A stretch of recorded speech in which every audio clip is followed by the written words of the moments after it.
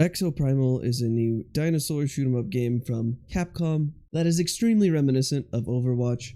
And if you get anything out of this review, basically what you need to know is that this is definitely like a $40 game, not a $60 game. So I highly recommend that you purchase it through the Game Pass, as that is going to be significantly cheaper. You can get a better feel for the game if you want to play it, and you don't have to drop $60 on it. So if there's anything you get from this video, buy it through the PC Game Pass. Getting right into it, Exoprimal's story is driven through online multiplayer games. There is no single player mode. You're always going to be playing online to progress through the story missions. I will throw out that we're going to have multiplayer going on in the background, so this is kind of a spoiler if you don't want to see the gameplay, but I'm not going to go over too much of the story information, as that's kind of like 80% of the game. So getting right into it, you are on a wonderful ship with your fantastic crew. You just got hired on, and it seems like you are next to this island called Bikatoa. You are playing as Ace, and you will not have any dialogue in this game, so you're just going to be awkwardly shaking your head, giving high fives and all that good stuff, as you get dragged along through several cutscenes that explain the story for you. The whole story system has to do with this analysis map. This map is kind of a giant circle that has a bunch of data points, and through these data points you're able to get more information on kind of what is going on and why exactly you're doing all of this. You'll unlock these data points by playing in multiplayer games. Doesn't have to be PvP or PvE, you can do either, and you'll get about 1 to 2 data points per match. In total, you're going to play around 56 online matches to actually finish the story, and through story progression you'll also unlock additional missions. To get into the meat and potatoes of things, basically the online multiplayer. When you're playing online, you'll have a choice of 3 different classes. There's going to be Assault, there's going to be Support, and there's going to be Tank. Each exosuit has its own special abilities, and they all fit a niche depending on what your playstyle is. There are 3 exosuits that are locked that you are able to unlock through either playing the game and unlocking them with Bitcoin, which is the currency, as well as some level requirements. Or if you want to shell out some money, you could buy the Quick Start Pass. But I don't personally recommend it because I don't believe those 3 exosuits are really that strong in comparison to the other ones. They might fit your playstyle a little bit better, but you do level up pretty quickly, so I don't personally think it's that big of a deal. They do have a battle pass that has some pretty nice cosmetics, but the cosmetics in this game are very similar to Overwatch, where you're able to purchase them with in-game currency. There's going to be like 1 legendary, a couple uniques, and then some epics, and then some commons. And then each exosuit will have Microsoft Store exclusive skins that do look really nice, but I don't really think it does that much for you. The in-game skins that you can actually purchase are pretty nice, so in my opinion, I don't really think they oversold kind of like pay to win or needing you to put money into the game. There are several customizations that you can do for your exosuits, whether it's cosmetic or actual in-game changes. You're able to equip 3 modules, and these modules actually give you buffs dependent on which exosuit you're using, and there's also some overarching ones that go across all of the exosuits. These are going to increase your damage, increase things like reload time, some specific things to the weapons for your exosuit, as well as help you charge up your overdrive. Your overdrive is going to be kind of like the ultimate ability for your exosuit, and these are going to be extremely critical to winning the game, basically. Once you have your exosuit picked out and you know what you want to play, hopping into the actual multiplayer, there are 3 options. You have PvP, PvE, and Random. Random has the incentive of where you get a 1.2 times multiplier, regardless of if you win or lose, and you also get a multiplier if you actually win whichever game mode you're in. I will say there isn't really a true PvE mode, because in the PvE mode, you actually do have some enemy player interference. There is this mechanic in the game called Dominator.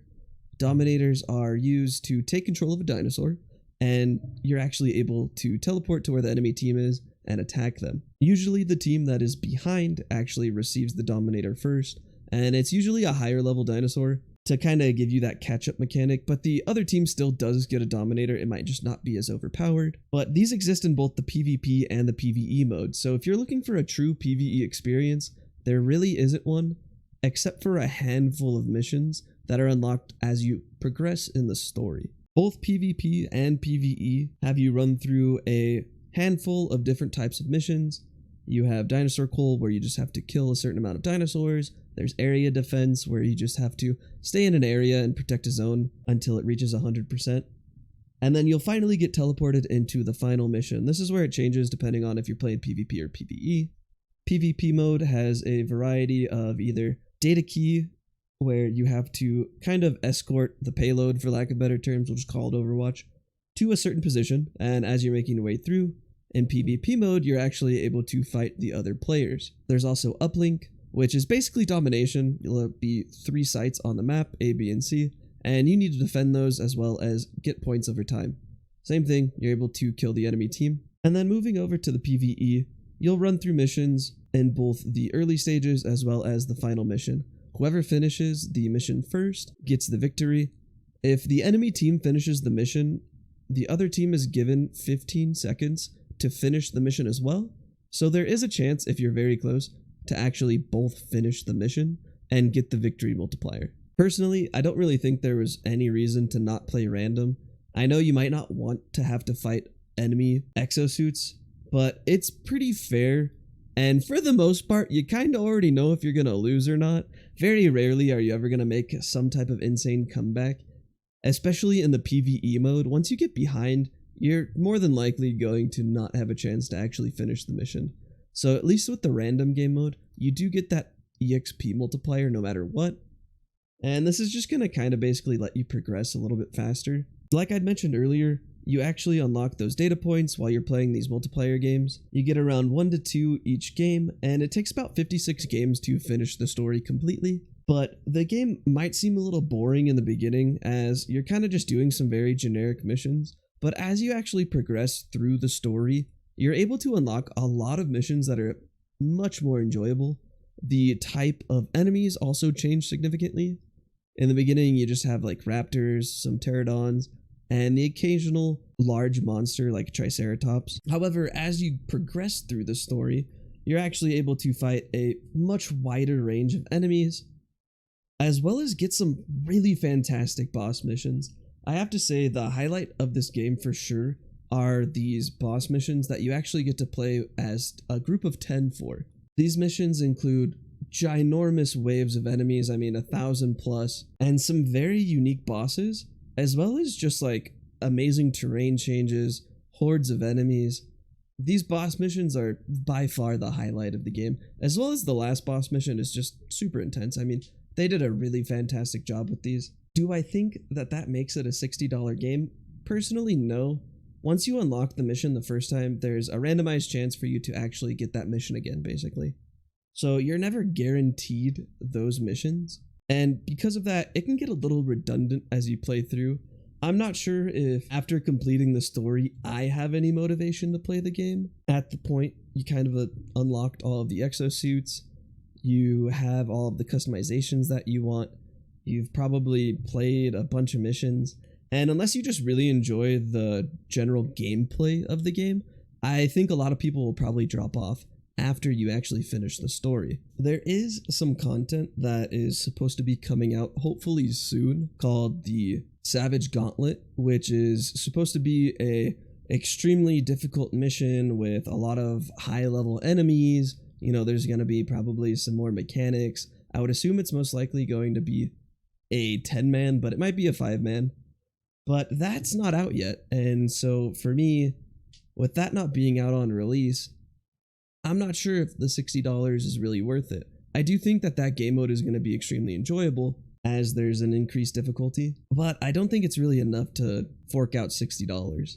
I will say though that the gameplay was fantastic in regards to performance. I had almost no issues with the game. I think I might have ran into one hacker, but he just had like a speed boost. It was really weird. He was going like 9 million miles an hour. But the game itself plays very well. Not lagging all over the place. There was no frame drops, anything like that. No dinosaurs got stuck in a wall or something like that. Nothing got despawned. There were some occasions where things would fall off into a really awkward position, and it might be kind of hard to find them. Especially in the PvE game mode, you can actually use the Dominator to knock dinosaurs into kind of like certain areas, and sometimes they just get shoved into the weirdest corners. There is a minimap that shows you dots for where these things are, but I don't think a lot of people actually look at it. The online experience in itself, I think, was very enjoyable. There are some instances where nobody on your team will want to play support, or maybe I feel like both the tank exosuits as well as the damage exosuits are very popular and people do enjoy playing them. But support, as always, kind of, you gotta be the specific type of person for it. So I myself enjoy playing support, so it wasn't that big of a deal. But if I wanted to play, say for example, there's a sniper exosuit, a lot of the times you would get into a match and you would have 4 DPS and 1 tank, and nobody would change off. So it's not to say that you can't win without a healer or a tank, but it definitely is significantly harder. So you might be forced into playing support occasionally. At least I would suggest playing it if your team doesn't have one, because you're going to have a much better chance of actually winning.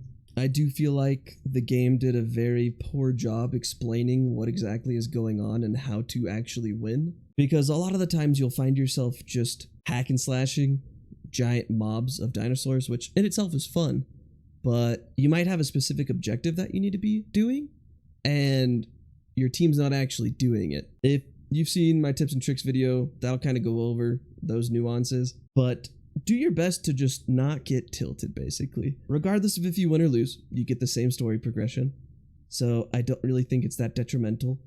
Losing obviously never feels good, but just focus on shooting dinosaurs. You'll have a good time. Overall, I do think that this is a very fun game. I mean, I sat down and I played it for like 16 hours yesterday trying to finish the story. And those very unique boss missions were very, very enjoyable. The general gameplay itself, it's fun, but I don't think it's anything special. There's a handful of maps, there's a handful of game modes, and things can get pretty stale. That's the only reason why I do recommend that you get it through the Game Pass as opposed to paying $60. If the Savage Gauntlet was released currently, I do think I would feel a little bit better about the post-game, but with that not being released, I feel like the game is lacking something to really keep the players that aren't just here for the genre to continue playing, basically. So that's my 2 cents. If you guys have any questions, let me know down below. As always, I appreciate the likes and subscribes, and I hope to see you on the next one.